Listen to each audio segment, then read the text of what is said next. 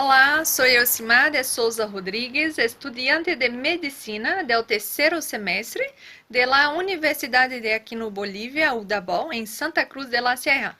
No dia de hoje, vou exponer o capítulo 38 sobre ventilação pulmonar, juntamente com meu companheiro Aguinaldo de Souza Ferreira. Em la ventilação pulmonar, temos as estruturas, os pulmões, que são estruturas fundamentais para nossa sobrevivência. Temos dois pulmões, um do lado direito, outro do lado esquerdo. Em el lado direito, o pulmão tem três lóbulos, lóbulo superior, lóbulo médio e lóbulo inferior. E temos duas cisuras, cisura horizontal e cisura oblíqua. Em um lado esquerdo, temos o lóbulo superior e o lóbulo inferior e uma cisura oblíqua. Lembrando que os alvéolos, temos um promédio de 300 milhões de alvéolos. Os alvéolos são imprescindíveis para hacer a hematose, ou seja, a troca gasosa. Em la respiração, temos quatro elementos principais. Um deles são a ventilação pulmonar, que se refere à entrada e saída de ar entre a atmosfera e os alvéolos pulmonares. O segundo elemento principal que temos é a difusão de oxígeno e dióxido de carbono entre os alvéolos e também entre o sangue. O terceiro é sobre o transporte de oxígeno e dióxido de carbono em la sangre e entre os líquidos corporais até as células de los tejidos corporais e desse assim las mismas.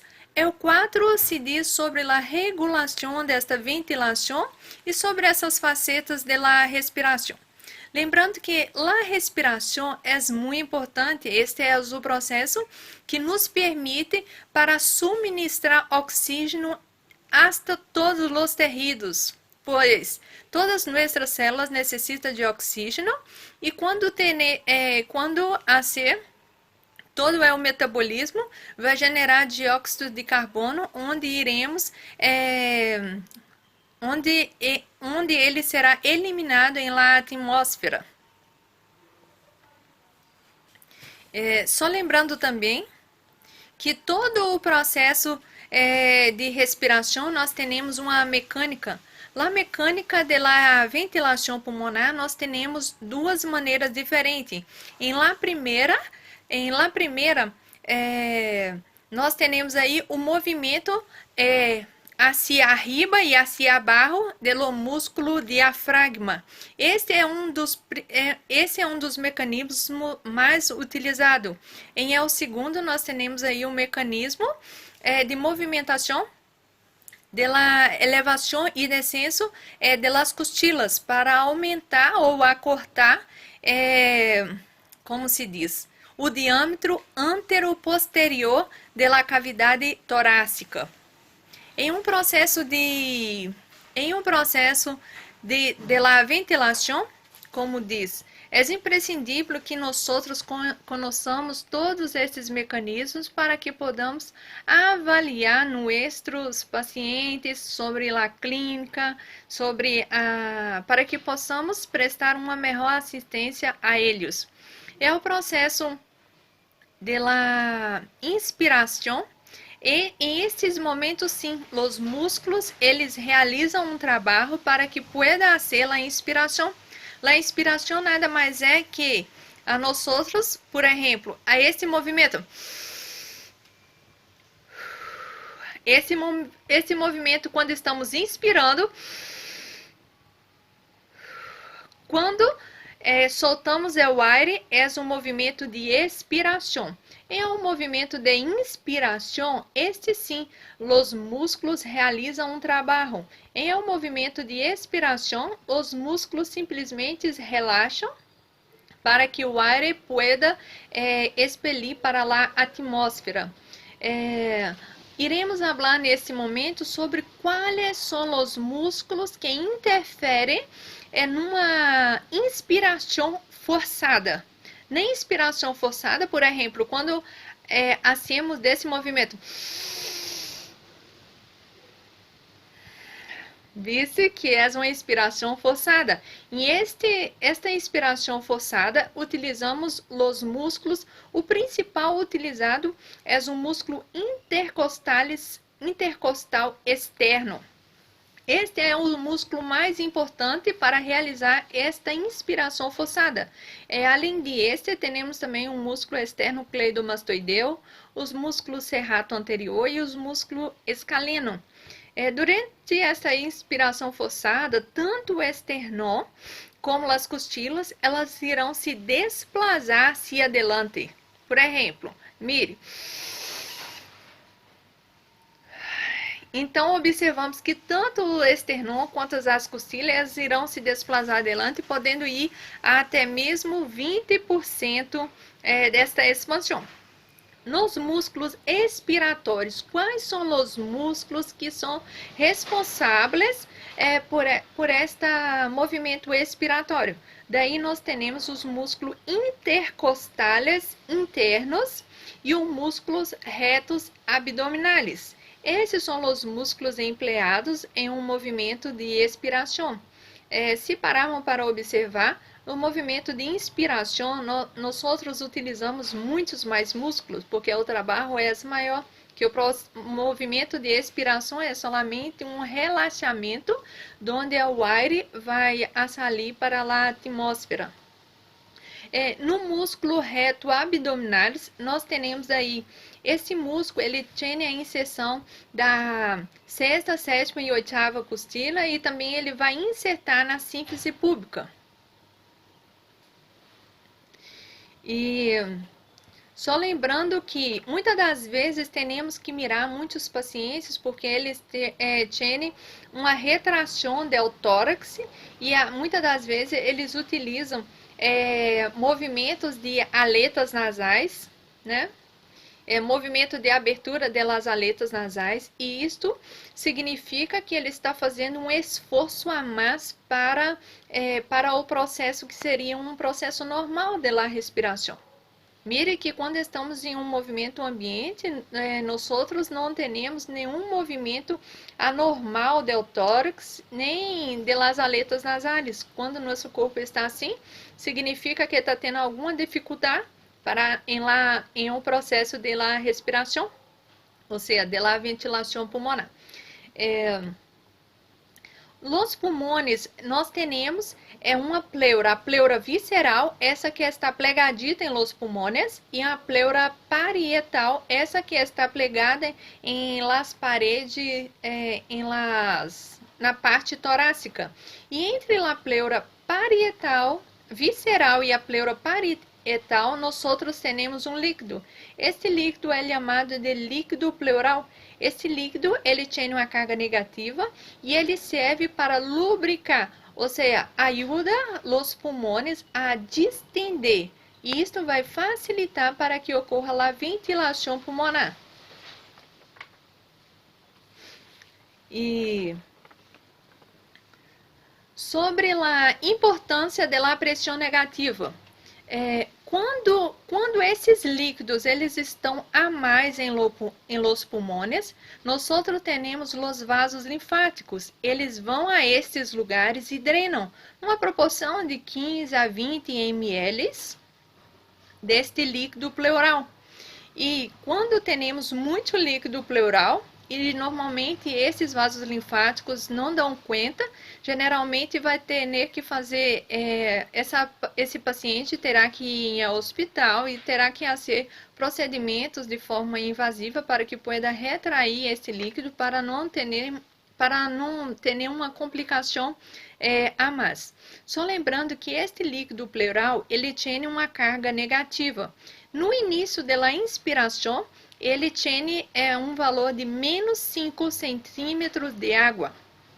E no final da inspiração, ele está numa proporção de menos 7,5 centímetros de água. E esta pressão negativa é muito importante para que os pulmões puedan se distender, e fazer seu trabalho de forma normal.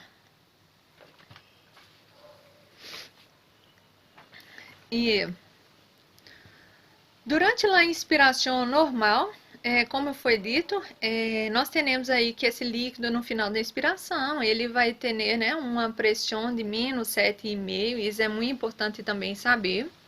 E esses vasos linfáticos, eles desempenham uma função fundamental nessa drenagem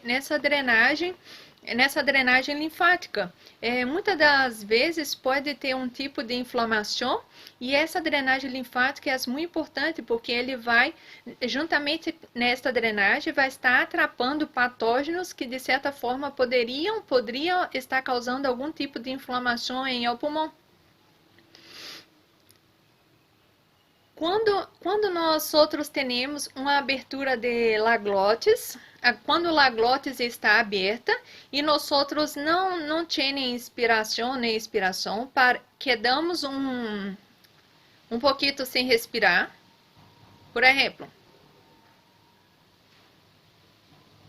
Em este momento vimos que a glotis está, não vimos, que na verdade é de forma interna. A glotis ela está aberta e nesse momento não há entrada nem saída de ar. Em esse momento, a pressão é de 760 milímetros de mercúrio, que corresponde a nível do mar, que corresponde a 0 centímetro de água. E só lembrando que essa questão assim, sempre temos assim a conversão de milímetros de mercúrio para centímetro de água, por exemplo, 4 centímetros de água corresponde a 3 milímetros de mercúrio. Vamos falar um pouquinho sobre a distensibilidade dos pulmões. O que é isto? É quando o pulmão tem a capacidade de se distender, ele vai se distender para realizar as trocas gaseosas de forma adequada. Sobre o diagrama de distensibilidade pulmonar, nós outros temos forças elásticas. Essas forças elásticas, elas envolvem muita questão das fibras de elastina, de colágeno, que os pulmões vão utilizar essas forças elásticas e ele terá que vencer essas forças para que pueda realizar sua função de maneira adequada. Além disso também, nós temos as forças elásticas que produzem durante o tapizamento, durante a tensão superficial do líquido que tapiza os alvéolos, ou seja, de los surfactante. E só lembrando que o surfactante é muito importante, muito importante. O surfactante, vamos dar uma explicação assim, como diz em o guide. Por exemplo, quando temos a lluvia, ou seja, percebemos que a lluvia, ela cai em forma de gotitas. Gotitas de chuva caem e não caem em forma de molécula. Ou seja, quando temos a gota de chuva, a gota de lluvia, nós temos no interior a molécula de água e ao exterior nós temos o ar, ou seja, o oxígeno, e com isto gera uma tensão superficial. Essa tensão superficial dessa molécula de água vai fazer com que no interior desta gota, estas moléculas se atrapam, ou seja, elas se atraem para que fiquem todas juntas e com isto a luva cai todas em gotitas. Da mesma forma é o pulmão. O pulmão nós temos um pulmão, a superfície que tem o líquido pleural e temos também em o pulmão o ar e os alvéolos e com isso nós temos uma tensão superficial, onde as paredes tendem a se colabar, ou seja, elas tendem a colapsar. E se isto acontece, não ocorreria as trocas gaseosas. Então, o que acontece? O surfactante é um agente tenso ativo, eles são produzidos pelos neumocitos tipo 2, que geralmente corresponde a 10% ali da superfície alveolar, e os neumocitos tipo 1 correspondem a 90% da superfície alveolar. Esse surfactante, ele na verdade é uma mescla de fosfolípido, ou seja, dipalmitoil fosfatidilcolina, mais proteínas, ou seja, apoproteínas tipo A, B, C, D, e também de íons de cálcio. E este surfactante, ele é um agente tensoativo que ele não se dissolve de forma uniforme em la molécula de água, ou seja, ele fica atrapado em la superfície alveolar e com isso ele tem uma carga negativa, ele impede a tensão superficial se genere pressão positiva, ou seja, essa tensão superficial ele vai reduzir essa tensão superficial. Com isto, os pulmões, após lá o processo de expiração, por exemplo, iria se colapsar, mas tendo esse surfactante, ele não se colapsa e com isso realiza todas as trocas gaseosas de forma adequada. E só lembrando que esse surfactante, ele é produzido entre aí a partir do 6º ao 7º mês de gestação. E muitos recém-nascidos que nascem prematuro, ou seja, eles não têm este surfactante e em este caso deve ter medidas assim hospitalares de extrema urgência, ou seja, uma oxigenoterapia e a administração também de surfactante, pois senão esse recém-nascido ele terá nessa síndrome de dificuldade respiratória do recém-nascido, terá também a questão assim do batimento das aletas nasais, observaremos em estes recém-nascidos cianose central, terá uma hipóxia. E tudo isto, muitas das vezes, pode ser devido a o que causa essa questão da deficiência do surfactante em um recém-nascido. Pode ser uma hipertensão arterial, né, da madre, pode ser também uma rotura prematura das membranas, pode ser também o uso excessivo de los corticoides, algumas doenças de base, como diz, de hipertensão, tensão arterial, diabetes mellitus e outras doenças mais. O importante é que entre com a observação e que este recém-nascido receba toda a atenção necessária para que venha a sobreviver. Nós temos 3 tipos de pressões. A pressão do líquido pleural, que foi dito que a pressão no início da inspiração é de menos 5 centímetros de água, no final da inspiração é de menos 7,5 centímetros de água. Temos também outra pressão, é a pressão de ar alveolar, ou seja, no início da inspiração, nós temos essa pressão de menos 1 centímetro de água. No final da inspiração, nós temos este valor já cambia, passa de menos 1 centímetro de água para mais 1 centímetro de água. Nós também temos a pressão transpulmonar. O que significa isto?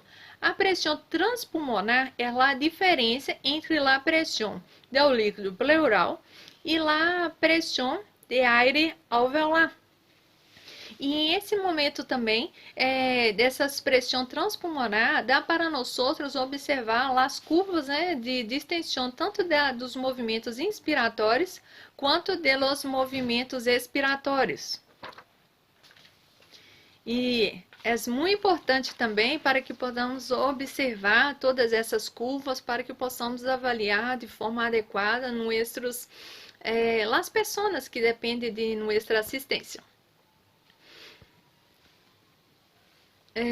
Muito bem, vamos falar neste momento sobre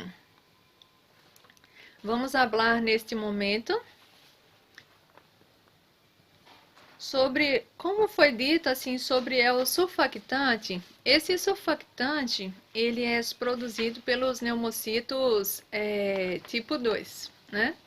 E esses surfactantes tem muitas pessoas que eles têm alguma deficiência em eles. E por isso eles têm algumas complicações. E só lembrando também que as pessoas que têm as pessoas que têm, por exemplo, asma, enfermidades obstrutivas crônicas, enfisema pulmonar, fibrose, todas essas pessoas, elas terão dificuldade em realizar as trocas gaseosas de forma adequada, ou seja, a hematose. E para isso, eles irão em um consultório e o médico irá passar os fármacos adequados para ajudá-los esse processo para que tenha uma melhor respiração, pulmonar. Em termos quantitativos, nós temos, por exemplo, a tensão superficial, quando está a nível de água pura, elas é no nível de 72 dinas. E quando está na presença de líquido normais que tapiza, né, os alvéolos sem surfactante, nós temos aí numa pressão, num valor de 50 dinas por centímetro.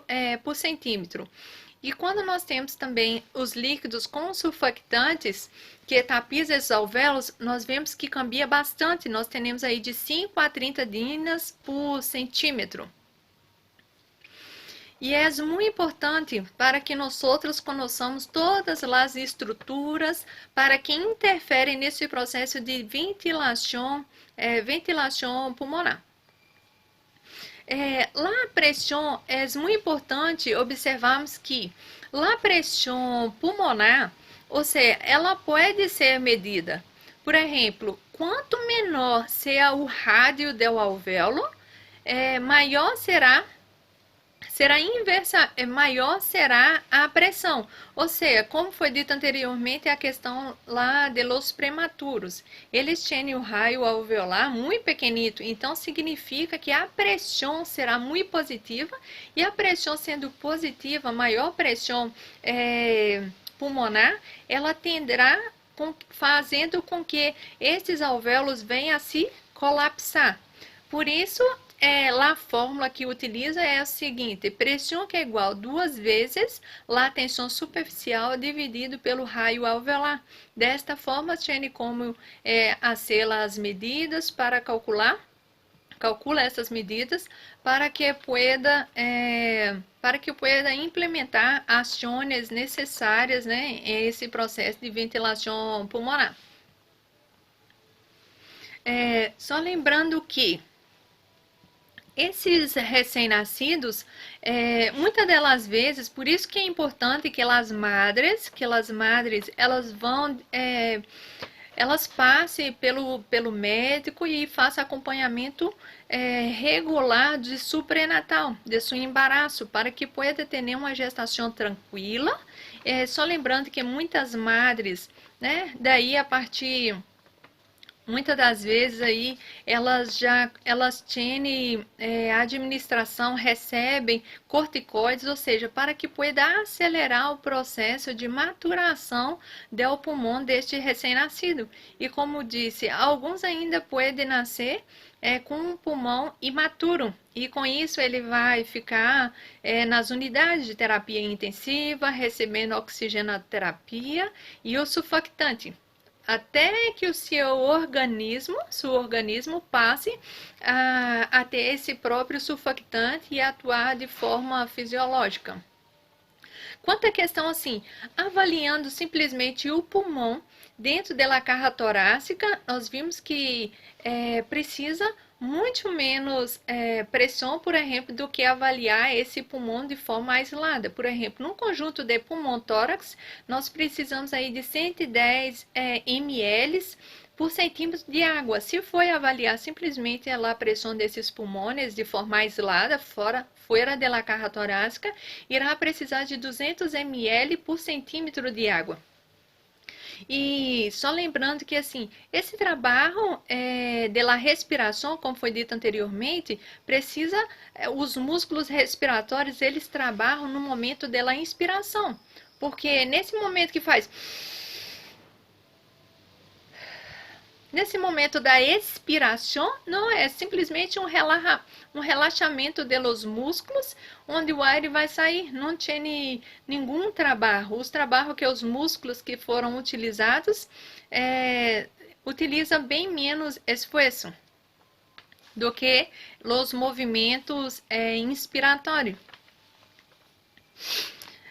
Em las condições de repouso desses músculos respiratórios, em esse momento que eles estão em repouso, eles de certa forma ficam em repouso, mas já ficam preparando para que pueda trabalhar em um movimento de inspiração, para que tudo saia de maneira perfeita. No trabalho da inspiração, como foi dito, ele é dividido em 3 partes. O primeiro é o trabalho de distensibilidade, o trabalho para que pueda vencer essa distensibilidade pulmonar. O segundo vai ser o trabalho para que pueda vencer a resistência pulmonar. E o terceiro vai trabalhar essa resistência das vias aéreas, ou seja, um trabalho necessário para estar ali superando essa resistência das vias aéreas, esse movimento de entrada e saída de ar de los pulmões, entrada e saída de ar de los pulmões. E é muito importante para que podamos entender todas essas forças para compreender de maneira adequada esse processo de ventilação. Por exemplo,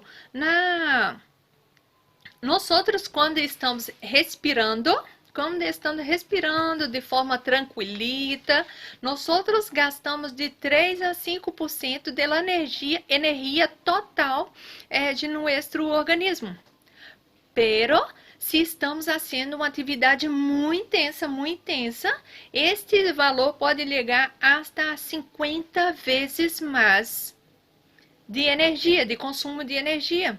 Por isso que nós, antes de realizar qualquer atividade física intensa, nós devemos passar por um check-up, devemos ir ao médico, solicitar todo tipo de exame para que nós veamos como que está a situação de nosso coração, do rinão, principalmente do pulmão, para que podamos realizar as atividades de maneira adequada, conforme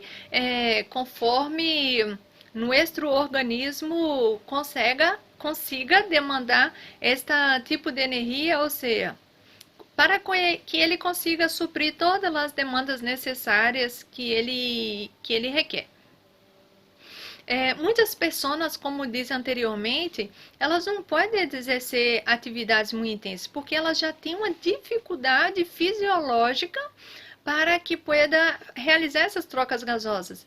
Principalmente as pessoas que têm asma, elas já têm o lumen do brônquio já está obstruída, as pessoas também que têm enfisema pulmonar, as pessoas que têm enfermidade obstrutiva crônica já têm um nome obstrutiva, não irá realizar a hematose de forma normal. Por isso, essas pessoas não devem realizar nenhum tipo de atividade sem orientação de um profissional da saúde. É muito importante que as pessoas possam fazer sim sua caminhada de forma leve, tranquilita, seguindo todas as orientações do médico. Sobre a espirometria, o que é espirometria? Antigamente eles utilizavam, o aparelho, né, tinha ali um tambor de água e onde tinha ali o tubo onde iria medir os volumes, né, de ar.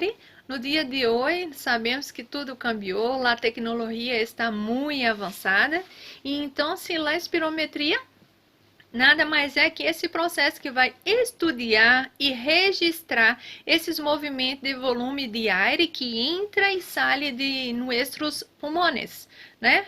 E com isto, irei passar este momento para meu companheiro Aguinaldo Ferreira para que pueda dar continuidade à exposição deste capítulo. Está bem? No mais, muitas graças. Olá, me chamo Aguinaldo de Souza Ferreira, sou estudante em terceiro semestre da carreira de Medicina em la Universidade de Acre, no Bolívia, UDABOL, em Santa Cruz de la Sierra. Irei dar continuidade ao capítulo 38 sobre ventilação pulmonar. Irei falar sobre volúmenes e capacidades pulmonares. Volumes pulmonares nós temos 4 volúmenes e 4 capacidades. Os volumes pulmonares são volume corrente. O que é volume corrente? Volume corrente é a quantidade de ar que nós inspiramos sem que nós percebimos. Este volume é a inspiração e a expiração de forma involuntária. Ou seja, este volume é 500 ml. Temos o volume de reserva inspiratório. O volume de reserva inspiratório, além do volume corrente, que é de 500 ml, temos o volume de reserva inspiratório, que é a inspiração forçada. Quando nós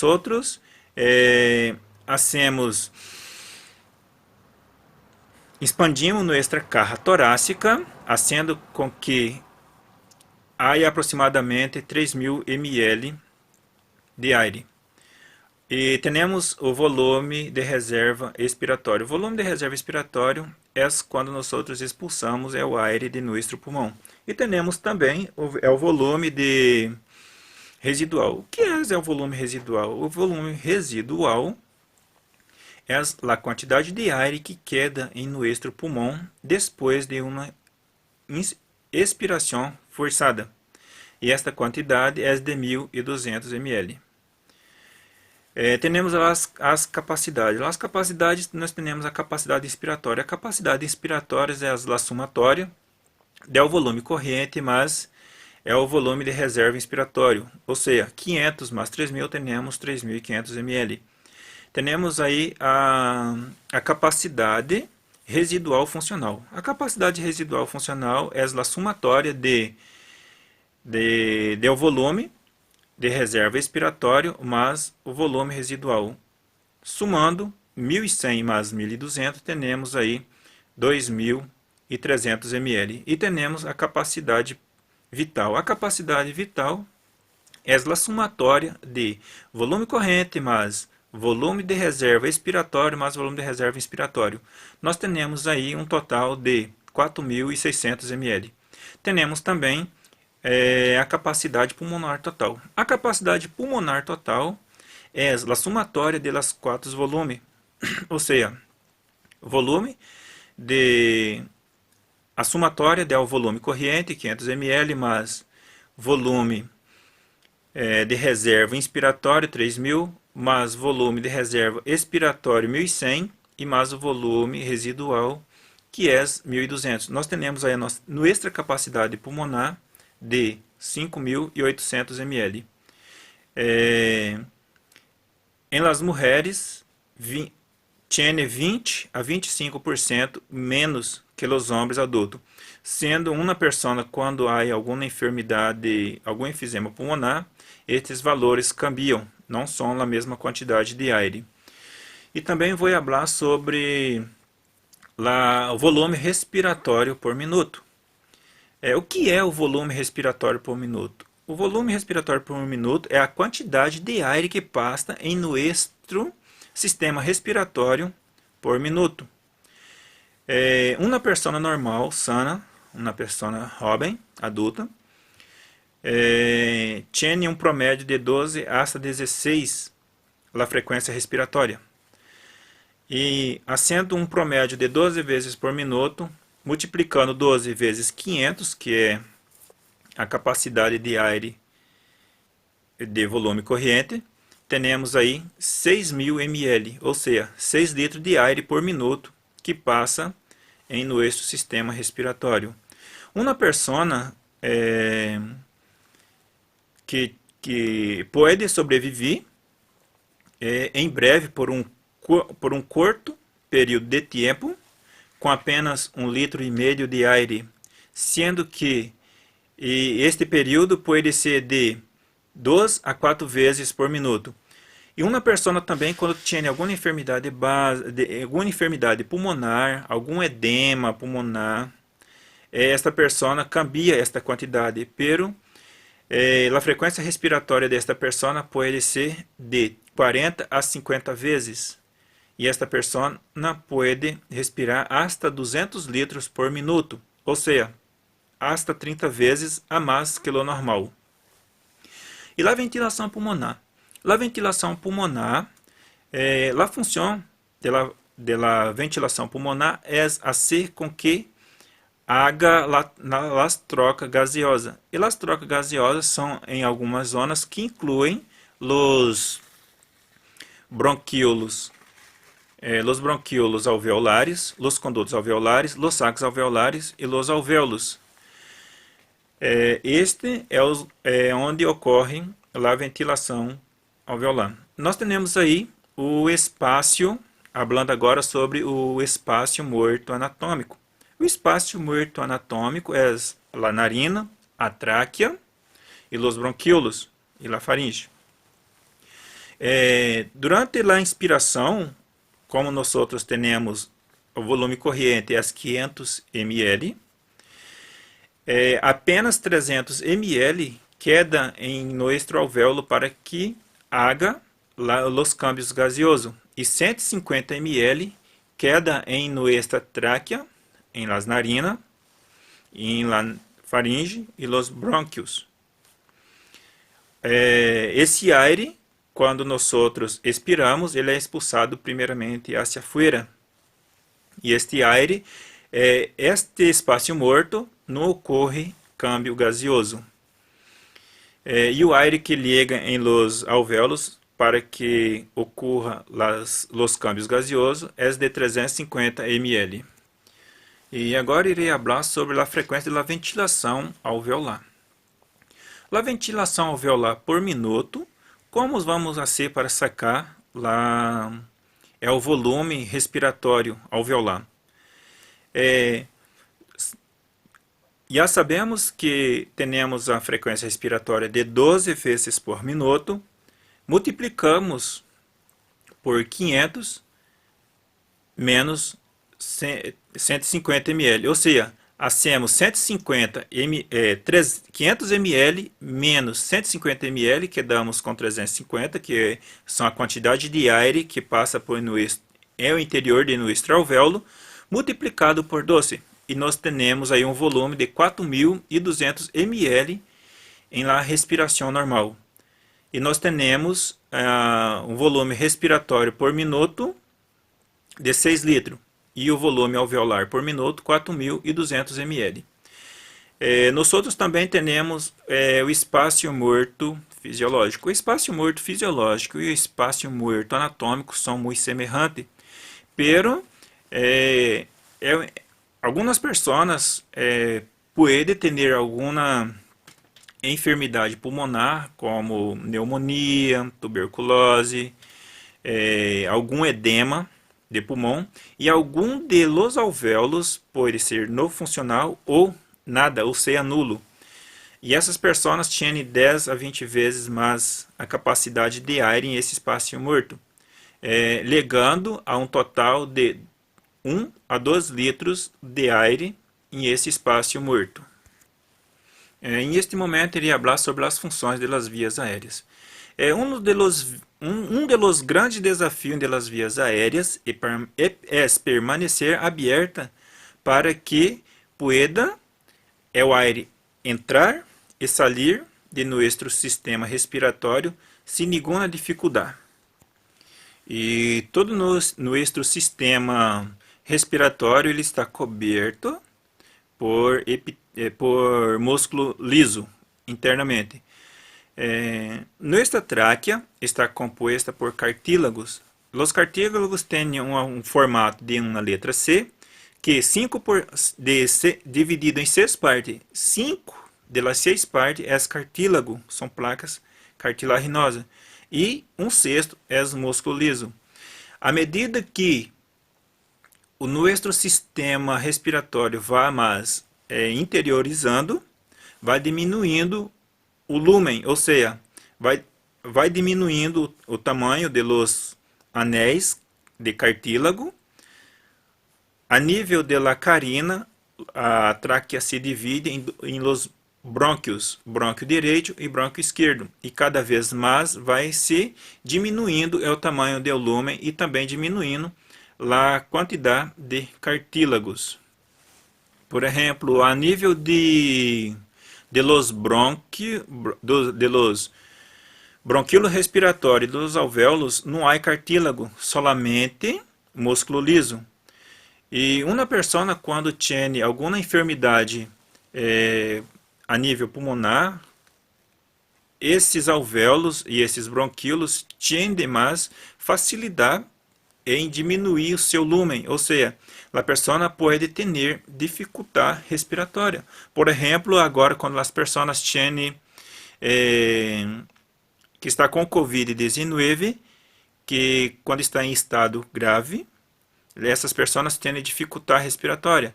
Isso faz com que, diminuindo o lumen dos bronquíolos e também dos alvéolos, a pessoa vai ter mais dificuldade para com que haja lá os câmbios gaseosos.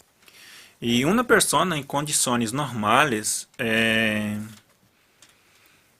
a pressão ao interior do alvéolo é de menos 1 centímetro de água.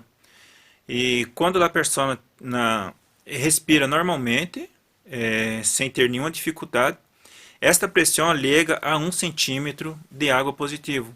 Nós outros temos aí aproximadamente 65 mil bronquíolos, sendo que quando a pessoa, em algumas situações, por exemplo, algumas patologias em los bronquíolos mais pequenos, tem mais facilidade com que ocorra o colapso. Por exemplo, a contração de músculos das paredes, como já disse anteriormente, que são de músculo liso, a acumulação de moco em o interior dos alvéolos e a aparição de edema das paredes. Tudo isso contribui com que a pessoa tenha uma dificuldade respiratória. Agora também vou falar um pouco sobre, por exemplo, já falando sobre a dificuldade respiratória, quando nós outros entramos em algum ambiente onde há partículas soltas em o aire, ou quando entramos delante de algum produto corrosivo, nós outros temos em nosso próprio sistema fisiológico temos algum sistema simpático. E esse sistema simpático, quando nós outros entramos delante de algumas substâncias, temos aí vai ser ativado aí, né, a liberação de noradrenalina e adrenalina através da corrente sanguínea vai ser liberada pela medula das suprarrenales. E sendo ativada aí os receptores, principalmente da adrenalina, que vai ser liberada na corrente sanguínea, e vai ser ativados os receptores beta-adrenérgico. Como nós outros, ao entrar delante de algum polvo, algum pólen, algum humo ou dióxido de açufre, os alvéolos fazem uma vasoconstrição. E a adrenalina vai fazer com que ocorra uma vasodilatação, ou seja, uma broncodilatação. Além de nosso organismo ter o sistema simpático, também há o sistema parasimpático. O sistema parasimpático ele é ativado através das fibras nerviosas do 10º par de nervo cranial, que é o nervo vago ou pneumogástrico. As fibras vão penetrar em los parênquimas pulmonares e vão secretar acetilcolina. A acetilcolina é um vasoconstritor. E quando se ativa a acetilcolina, vai produzir a vasoconstrição. Por exemplo, pessoas que têm alguma enfermidade que são asmáticas, com a vasoconstrição, essa pessoa tende a ser com que a enfermidade empeore, ou seja, agrave, mas é o caso do paciente. E aí temos alguns fármacos que também são antagonistas, ou seja, eles vão atuar inibindo a acetilcolina, fazendo com que haja uma vasodilatação. Por exemplo, a atropina, o salbutamol, eles vão atuar fazendo com que, quando a pessoa tem alguma enfermidade obstrutiva crônica, alguma enfermidade pulmonar obstrutiva crônica, vai fazer com que reduza o lumen, ou seja, é o interior dos bronquíolos e também dos alvéolos. Com esses fármacos vão fazer com que esse lumen aumente de tamanho e, sendo assim, tendo um bueno controle da respiração e também um bueno câmbio gaseoso, ou seja, a hematose. E além do sistema simpático e parasimpático, nós também temos alguns fatores secretores locais pulmonares. Por exemplo, nós temos duas substâncias muito importantes, que são a histamina e a substância de reação lenta em la anafilaxia. Quando nós entramos em alguma situação que nosso corpo percebe que há algum risco de alguma contaminação de nosso sistema respiratório, são liberadas a nível pulmonar a histamina pelos mastócitos. Durante a respiração alérgica, quando nós entramos aí, por exemplo, delante de polvo, humo, dióxido de açufre, smog, que são as pessoas, por exemplo, as pessoas tabaquistas, que são as pessoas que fumam, essas pessoas também têm uma vasoconstrição. E isso, com o passar dos anos, vai tendo fibrose em lugar de ter os músculos. E também todo nosso aparelho respiratório, desde as narinas hasta os alvéolos, está coberto por moco. O que é o moco? O moco é essa substância que nós sentimos, por exemplo, que protege nosso organismo diante de algumas partículas. Ele cumpre duas funções muito importantes, que é o umedecimento, a umidificação de nossa via aérea, e também serve como atrapamento das partículas, que quando nós inspiramos, este moco vai fazer com que inviabilize, ou seja, não deixe que partículas maiores liguem a nosso alvéolos. Este moco,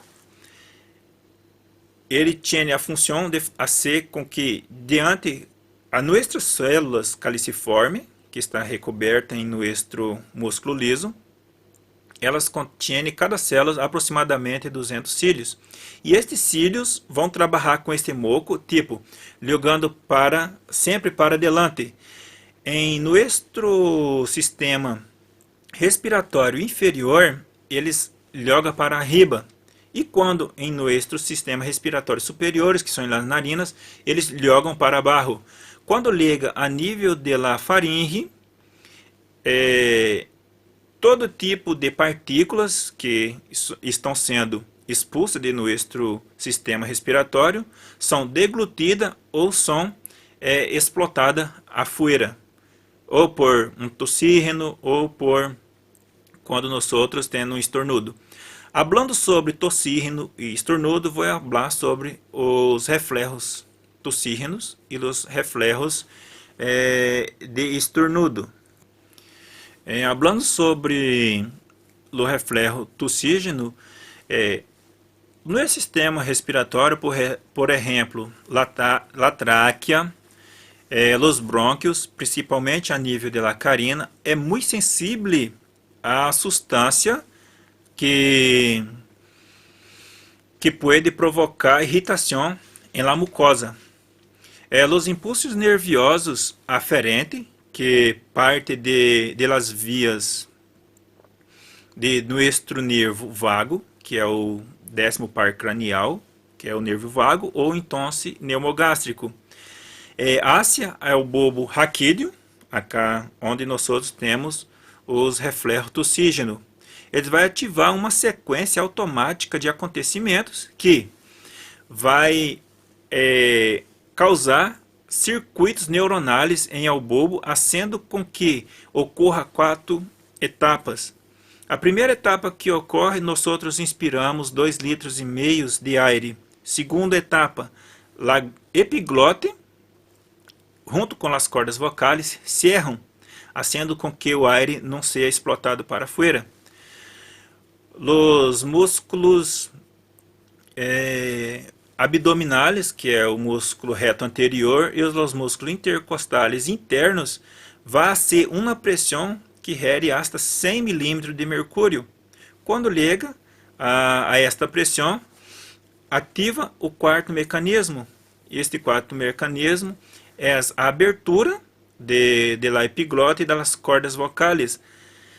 A compressão dos músculos intercostais com os músculos do reto abdominal vai fazer com que todo este ar seja explotado para fora a uma velocidade de 120 hasta 160 km por hora.